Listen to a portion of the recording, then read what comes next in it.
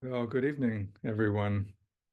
I love seeing that image of the Zendo. It feels like I was there not that long ago. It's nice to see so many people in the Zendo and so many people online. My name is Ryoshin. In my last talk, I spoke about the importance of taking care of this precious human body. I don't know how well I communicated this message or why I feel it's so important. Perhaps it's because so many people around me are dealing with health issues. Uh, and then a few weeks ago, I saw some photos of our dear Sangha member Yuka, who died a little over 2 years ago. And I remember talking with Yuka about the exercises that she did every day to maintain her broken body. She was our teacher right up until the very end. Um, in any case, I hope my talk was a useful reminder that, but that's last month's talk. Today, I want to talk about taking care of our mind. So I have a theory that we're all a little crazy, but it's not obvious because we can't listen in on each other's thoughts. And of course, when I say a little crazy, I'm speaking casually. But let's continue the metaphor. If we could listen in on other people's thoughts, we'd realize how batshit crazy they actually are. And likewise, if they could listen into our thoughts, now, whoa, that wouldn't be very good. They would see all of our insecurity, all of our selfishness, our moments of jealousy, our reactivity, our flashes of anger, the internal conflict that we have, the fear that we experience, all of the perceptions and thoughts that can arise in our mind moment after moment. As it says in Uji, for the time being, 3 heads and 8 arms.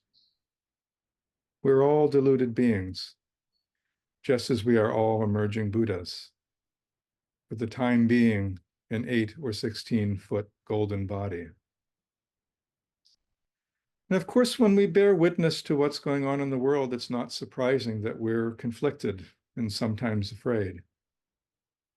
As Sarah's great aunt Rebe once said to me when I said to her in jest, Rebe, I think you're a little scary. And I was saying, I think you're a little scared. And she said to me in her soft Decatur accent, well, it's a scary world. It's a scary world. So how do we take care of our mind? Well, fortunately, we have zazen. We take the Buddha seat and we let go of our thoughts. Because the main thing that makes us crazy, that creates this sort of mental pressure that we all experience, is all of our ideas. Years ago, before I started sitting with the Village Zendo, I remember cutting the grass in our backyard, which takes a little over an hour. It's a mundane task, pushing the mower back and forth across the yard, mowing around flower beds, making sure to pick up anything that might get caught in the mower. And I would notice that I could spend the entire hour caught up in thought, turning over ideas in my mind about politics at work, or about whether I had said something I shouldn't have said, or about any number of things that I was feeling insecure about.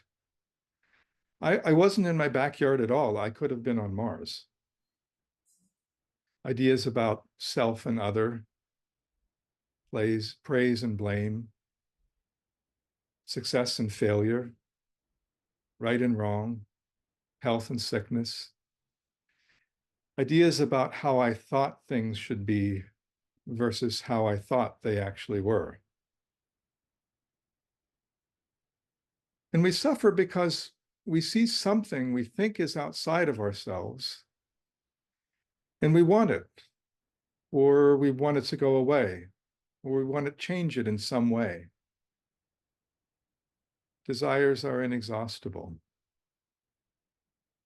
And of course, this includes not just sensual desire, but mental desire, which really means made up desire, artificial desire, desire that's only in our mind. And then when we sit zazen, we're often not happy with what's going on in our mind. We think we should be having perfect Buddha-like thoughts, while in fact we're having our own ordinary, sometimes slightly embarrassing thoughts.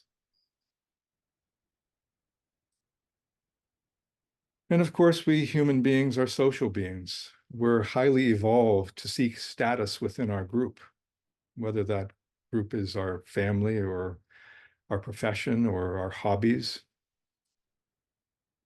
Even our practice can lead to gaining ideas. A desire to accumulate merit, to show just how good we are at the forms or at renunciation, at being a good Buddhist. It can become a form of spiritual materialism, performative, without the right motivation. And there's a koan that speaks to all of this. It speaks especially to the I, to the self that separates from things. It's case 2 in the Book of Serenity, Bodhidharma's emptiness.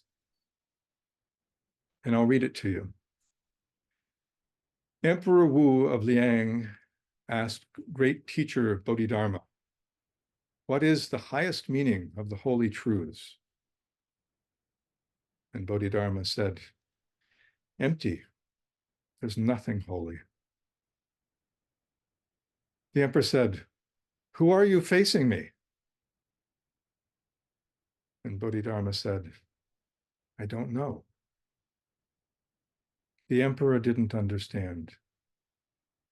Bodhidharma subsequently crossed the Yangtze River, came to Shaolin, and faced a wall for 9 years. Now, as in all koans, these are very, very abbreviated versions of a story. At the time that Bodhidharma came to southern China, Buddhists had been in China and Buddhism had been in China for hundreds of years. It permeated the lives of cultured people. And the Emperor Wu Te of the Liang dynasty was a great sponsor of Buddhism. He had built many temples. He had studied the scriptures. He had ordered the conversion of monks and nuns to Buddhism.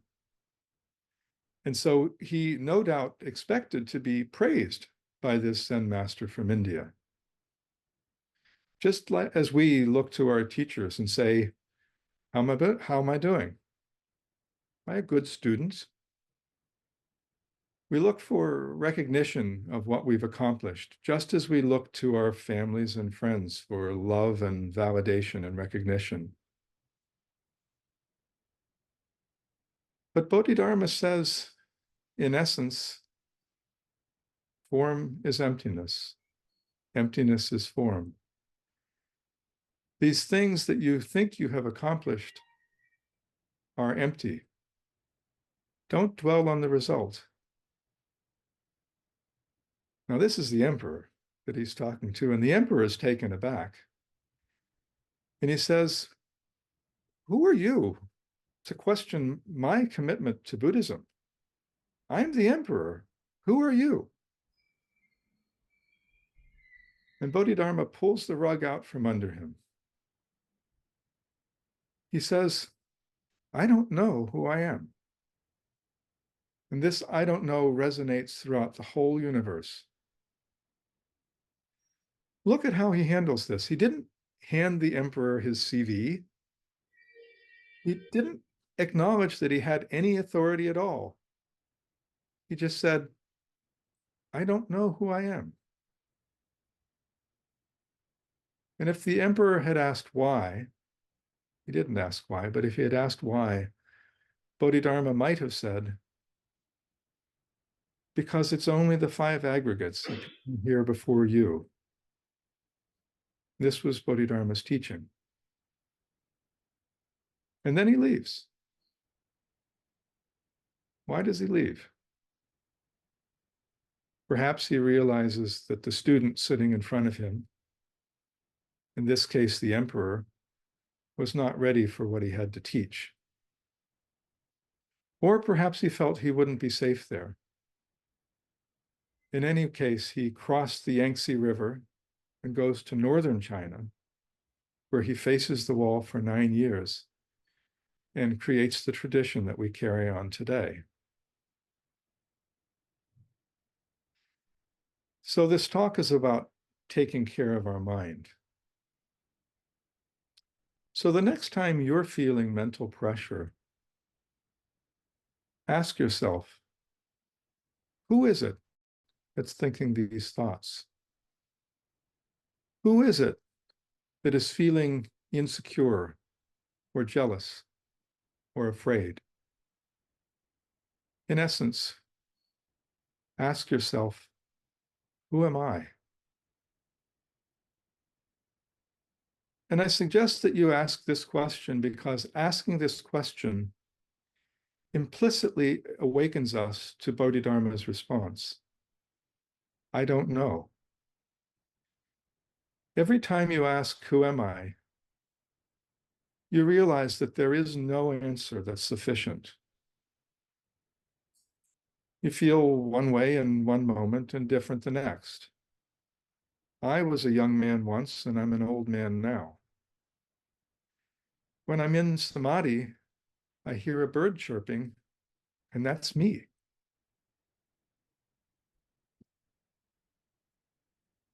For a while, when I found myself doing something and my mind was trapped in thought, instead of asking myself, who am I would simply repeat, I'm here right now. If I was walking the dogs and chasing thoughts, I would continue to say this until I found myself there in the forest walking the dogs instead of on Mars. I'm here right now. I'm right here right now. So these little phrases, whether it's who am I or I'm here right now, can be powerful medicine to help us center our minds when we're feeling mental pressure. They can help bring us back to the moment, just as our zazen brings us back to the present moment. Now you might say, well, this is all well and good, Ryoshin, taking care of our mind. But what about the world? And we all have this question. What can we do about the world?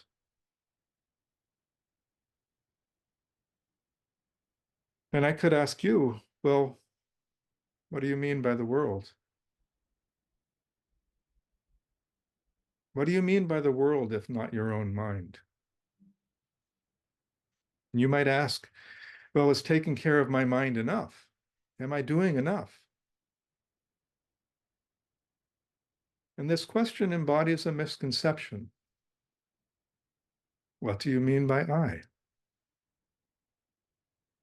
The problems of the world are vast. And if you consider the little I trying to solve them all, little I can never do enough. What can we do? We can follow the precepts. We can give up our fixed ideas. We can bear witness. And we can offer love to ourselves and others. I believe this question, what can we do about the world, is so difficult to let go of because we're living in a time when the internet and social media create enormous mental pressure on all of us. We literally hear everything that's going on everywhere all the time. And it certainly seems like the world is a very dark place. And we want to know what we can do about it. And I could talk about, whether the world is a darker place now than it was in the past. I believe historians actually think there are many ways in which this is a much better world than it was in the past. But people didn't have that voice of social media, that mental pressure from all of the information that's being thrown at us all the time that we have today.